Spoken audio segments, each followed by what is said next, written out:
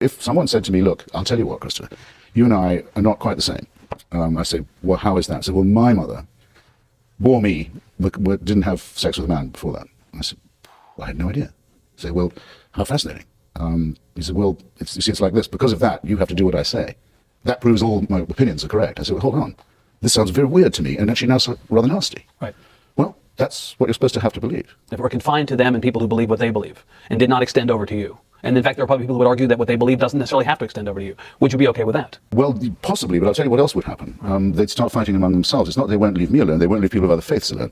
Most of the murder and torture and thing that goes on in Iraq is of two discrepant kinds of Muslim slaughtering each other's families. The same is true in India, Muslim on Hindu. In the Balkans, Catholic versus Orthodox Christians, and then combining to the local Muslims. We all get dragged into these terrible wars of faith. No, of course they won't leave us alone.